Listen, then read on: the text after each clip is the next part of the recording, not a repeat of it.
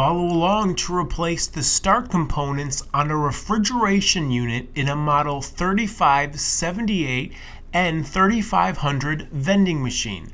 If your compressor is not starting, use this video to help find what start components you need to replace. You will need a flat blade screwdriver, needle nose pliers, and a multimeter to check continuity and capacitance. Make sure the machine is disconnected from the power source. Then slide the screwdriver under the start capacitor right here to remove. Twist the flat blade to lift the latch up out of the screw. Dislodge the overload protector. Now we have access to the start capacitor, the overload, and the start relay. To remove the start relay, take your screwdriver and place it behind the start relay piece, and then twist the screwdriver and work the start relay out. Use needle nose pliers to pull out the overload protector plug from the bottom pin of the compressor. Wobble and twist the spade connector apart. If the spine gets stretched, use needle nose pliers to tighten back down so it's a tight fit on the spade. Now test the thermal protector by using a continuity checker on a multimeter. The continuity setting is on the resistance tester mode. The thermal protector's job is to protect the compressor from getting too much current or getting too hot. Make sure that it tests as closed. If it tests as open, it will need to be replaced. Next, remove the start capacitor connectors from the start relay.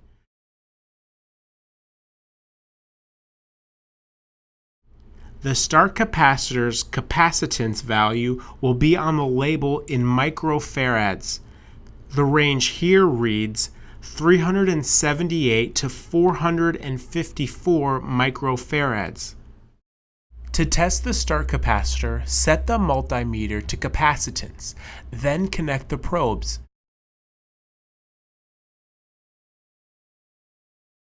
This start capacitor needs to be replaced because it does not fall in the proper capacitance value of 378 to 454.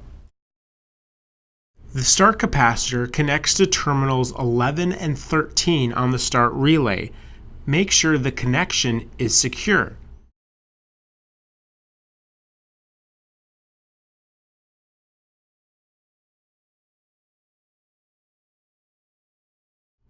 Take the black power lead wire and connect it to terminal 10.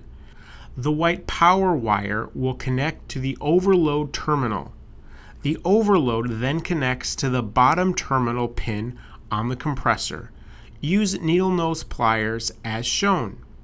Then slide on the relay to the top pins like this. Put the thermal overload in this slot in the capacitor. Feed the wires through the opening here on the right and place the capacitor back on.